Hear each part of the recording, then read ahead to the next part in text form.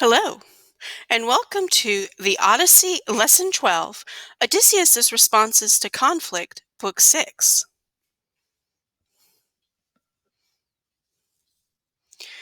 You are expected to complete the character motivation handout for Book 5.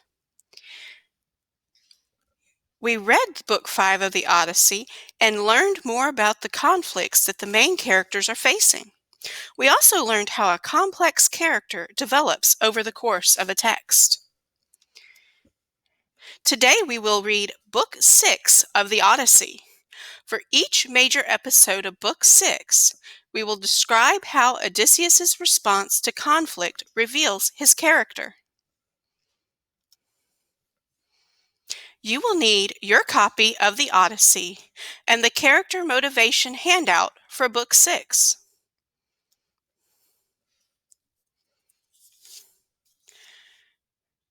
We will now read Book 6. Remember that the Odyssey begins in the middle of things, in medias res. In Book 6, Odysseus is discovered by a young princess who brings him back to the palace. It is in this palace, the royal court of Phaeacia, that Odysseus will tell his story from the very beginning. Now we will read Book 6 together. I will stop at various moments to check for your understanding and for us to discuss some plot details. Pay careful attention to the characters and conflicts that are occurring.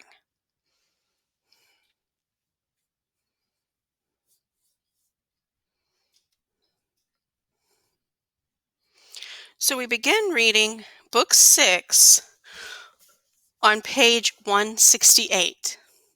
So there he lay at rest, the storm-tossed great Odysseus, borne down by his hard labors, first and now deep sleep as Athena traveled through the countryside and reached the Phaeacian city. Years ago they lived in a land of spacious dancing circles, Hyperia, all too close to the overbearing Cyclops, stronger, violent brutes who harried them without end. So their godlike king, Nausithius, led the people off in a vast migration, settled them in Scheria, far from men who toiled on this earth. He flung up walls around the city, built the houses, raised the gods' temples, and shared the land for plowing. But his fate had long since forced him down to death, and now Alcinous ruled, and the gods made him wise. Straight to his house the clear-eyed Pallas went, full of plans for great Odysseus's journey home. She made her way to the gaily painted room where a young girl lay asleep, a match for the deathless gods in build and beauty, Nausicaa, the daughter of generous King Alcinous. Two handmaids, fair as the Graces, slept beside her, flanking the two posts with the gleaming doors closed.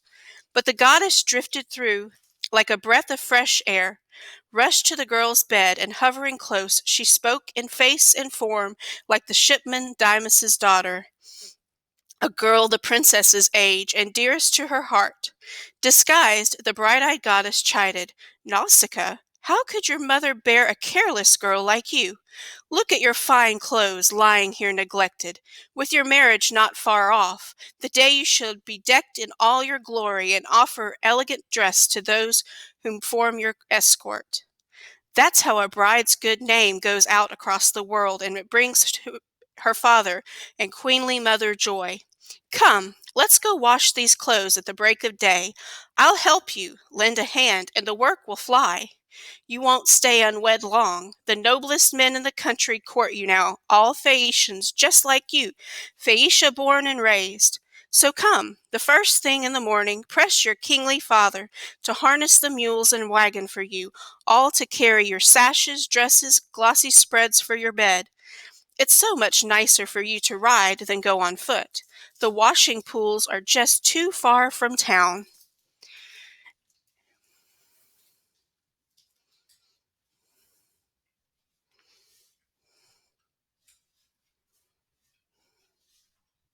So we're going to stop there with and go on to question 1.